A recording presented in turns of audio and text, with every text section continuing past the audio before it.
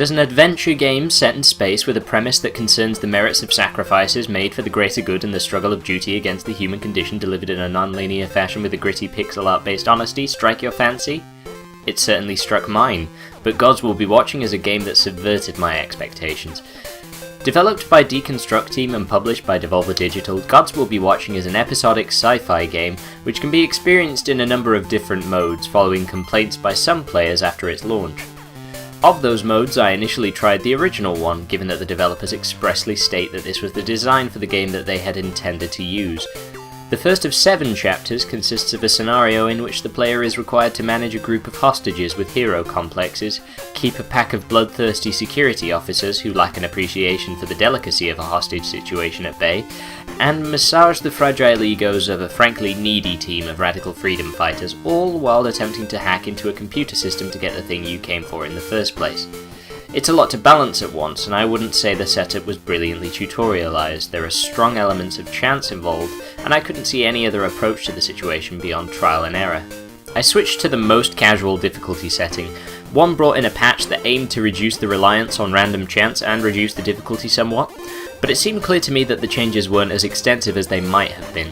Let's take, for example, the scenario in which 2 characters are being tortured for information, and need time to construct a lie that their captors will find plausible.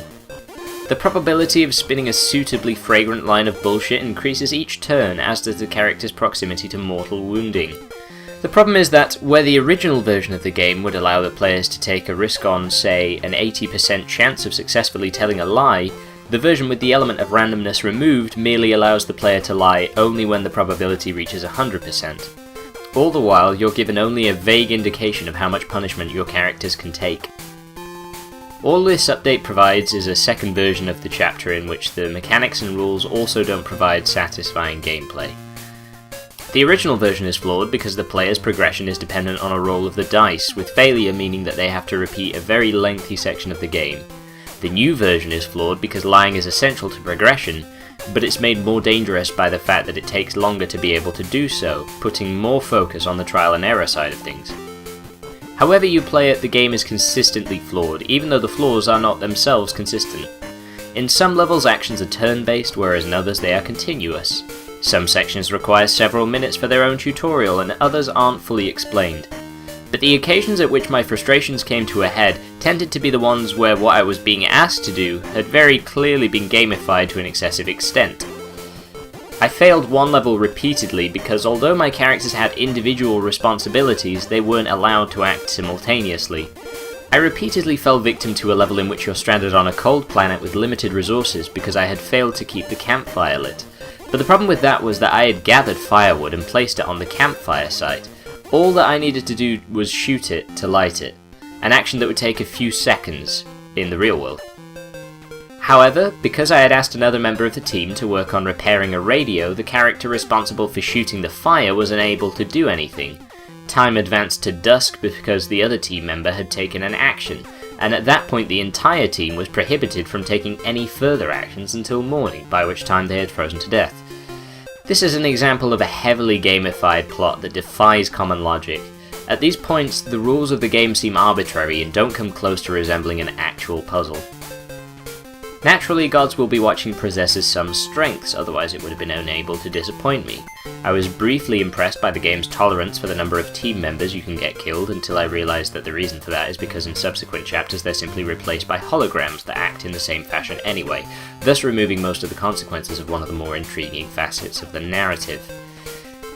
Besides that, the chapter breakdowns are interesting, the art style works well and manages to feel gritty, the gameplay can offer genuine moments of tension at times, and things generally pick up in the second half of the game.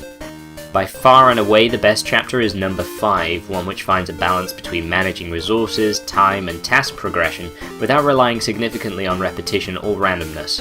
Unfortunately, by that point it's too late to redeem a game that makes its plot subservient to the predominantly lackluster and illogical mechanics. Gods Will Be Watching is principally a game about decisions and sacrifice that undermines its own themes in an almost self-aware fashion. It makes the decisions impossible to follow through on due to fail states, or contrived to the point of mundaneness. It makes the sacrifices inconsequential by forcing the consequences to adhere to an unvarying storyline. The lead character ends the game feeling detached from reality and totally resigned as a result of having to repeat the same scenarios multiple times, with the illusion of free will, but the reality of a prescribed course of action, discovered only through repetition. It's the most relatable point of the game, but it's only through suffering the frustrating gameplay and hollow narrative that the player is able to relate. It seems almost as though Gods Will Be Watching was designed to deliver the message that it's a bad idea to approach interactive storytelling in the way that Gods Will Be Watching does. It's something of a redundant statement, which is actually quite fitting, come to think of it. Perhaps this is a masterpiece after all.